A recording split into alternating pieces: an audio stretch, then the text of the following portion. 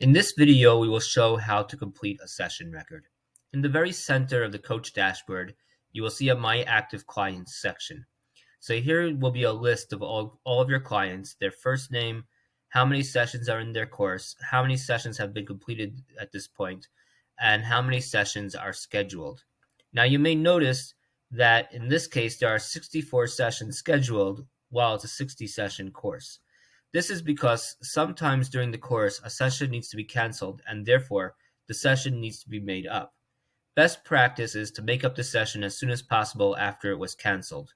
But we add on a small buffer to the end of the scheduled sessions in case you get to that point and still need to make up sessions before the next client starts. To complete the session record, we would click on the Edit Next Session button. It will pull up the session record for that session, which you can see over here is August 23rd. If the session was completed, we would select Complete from the drop-down menu. And you'll notice that the session number was automatically filled in. This is session number 1. We don't need to touch this number. It happens automatically. Now, if they came on time to the session, so by the time in, we would have it at 6 p.m. For time out, we would put in the time that they left the session. So let's say it was 6:50.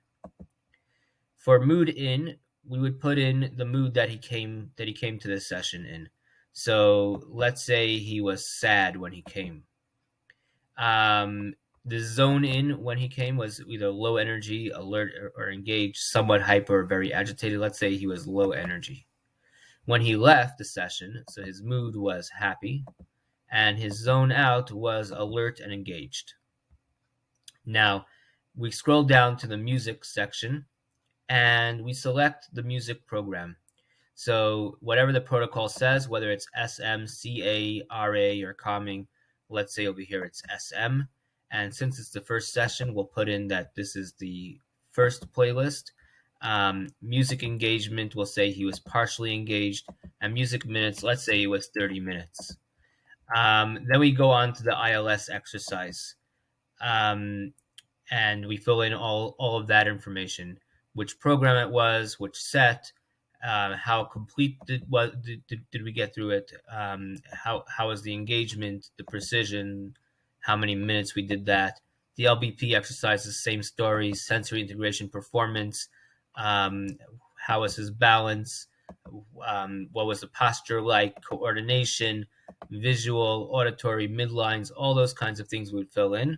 For play attention, we would select the game that he played, what level did he play, how many minutes did he do this game, and what was the percentage of the attention that he got. So let's say it was 45%. Then we would go to the next section, M-Wave, if M-Wave was selected for this protocol. If not, we could skip it. Extra activity, if we had the time to do an extra activity, we would fill in what that activity was and for how many minutes we did it.